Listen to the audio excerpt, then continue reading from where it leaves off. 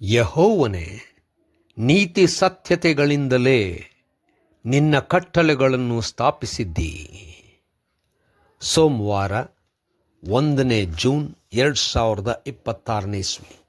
ಈ ದಿನದ ವಾಕ್ಯ ಧ್ಯಾನಕ್ಕಾಗಿ ನಾನು ಆರಿಸಿಕೊಂಡಂಥ ವೇದ ಭಾಗವು ಅಪೊಸ್ತಲರ ಕೃತ್ಯಗಳು 27ನೇ ಅಧ್ಯಾಯದ 35ನೇ ವಚನ.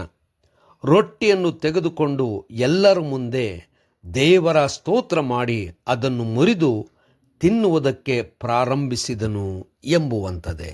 ಕರ್ತನಲ್ಲಿ ಪ್ರೀತಿಯುಳ್ಳ ದೇವ ಜನರ ಶುಭೋದಯ. ದೇವರು ಹೇಳಿದಂಥ ಮಾತನ್ನು ನಂಬುವಂಥದ್ದು, ನಾವೇ ಸಾಕ್ಷಿಗಳಾಗಿ ಬೇರೊಬ್ಬರನ್ನು ಪ್ರೇರೇಪಿಸುವಂಥದ್ದು ನಾವು ಮಾಡಬೇಕಾದಂಥ ಕಾರ್ಯವಾಗಿದೆ. ದೇವರ ನಾಮಕ್ಕೆ ಸ್ತೋತ್ರ ಉಂಟಾಗಲಿ. ಕರ್ತನಲ್ಲಿ ಪ್ರಿಯರೇ, ಈ ವಾಕ್ಯ ಧ್ಯಾನ ಮಾಡೋಣ. ಈ ದಿನದ ವಾಕ್ಯ ಧ್ಯಾನದ ಶೀರ್ಷಿಕೆ ಸಾಕ್ಷಿಗಳು. ಕರ್ತನಲ್ಲಿ ಪ್ರಿಯರೇ, ಪೌಲನನ್ನು ರೋಮ್ ಸ್ಥಳಕ್ಕೆ ತೆಗೆದುಕೊಂಡು ಹೋಗುವಾಗ, ಹಡಗಿನಲ್ಲಿ ಹೋಗುವಾಗ ಸಮುದ್ರದಲ್ಲಿ ಒಂದು ದೊಡ್ಡ ಬಿರುಗಾಳಿ ಎದ್ದಿತ್ತು. ಬಹಳ ದಿವಸಗಳು ಕತ್ತಲೆ ತುಂಬಿತ್ತು.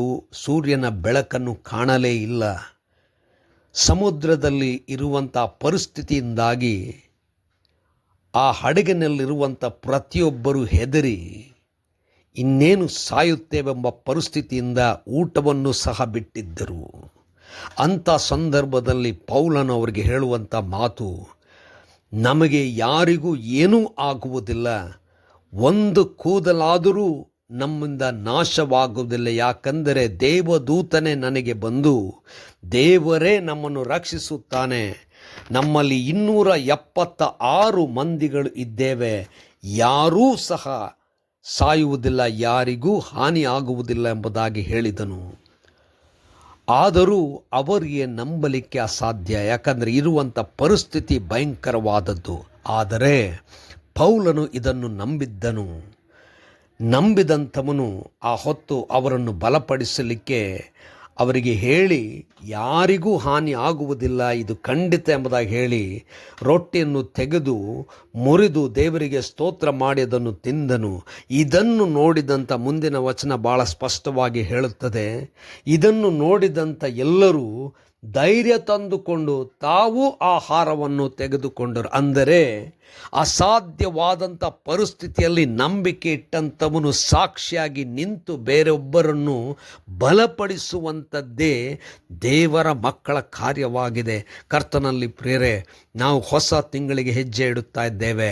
ಈ ತಿಂಗಳಲ್ಲಿ ಅಸಾಧ್ಯವಾದಂಥ ಪರಿಸ್ಥಿತಿ ನಮ್ಮ ಮುಂದೆ ಇರಬಹುದು, ಅದು ನಾವು ಮುಳುಗಿ ಹೋಗುವಂಥ ಸ್ಥಿತಿ ಕೂಡ ಇರ್ಬೋದು. ಆದರೆ ದೇವರು ವಾಗ್ದಾನ ಮಾಡಿದ್ದಾನೆ, ನಮ್ಮನ್ನು ಉಳಿಸುತ್ತಾನೆ, ನಮ್ಮನ್ನು ಆಶೀರ್ವದಿಸುತ್ತಾನೆ.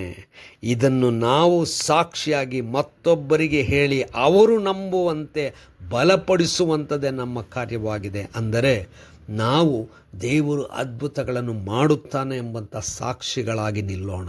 ಕರ್ತನೇ ದಯಾಮಯ ಸ್ವಾಮಿ, ನಿನ್ನನ್ನು ನಂಬುವಂತೆ ನಮ್ಮನ್ನು ಬಲಪಡಿಸು, ಬೇರೊಬ್ಬರು ನಂಬುವಂತೆ ನಾವು ಮಾಡಲಿಕ್ಕಾಗುವಂತೆ ನಮ್ಮನ್ನು ಬಲಪಡಿಸು. ಯೇಸುವಿನ ನಾಮದಲ್ಲಿ ಪ್ರಾರ್ಥನೆ ಬೇಡಿದೆವು ತಂದೆಯೇ, ಆಮೆನ್.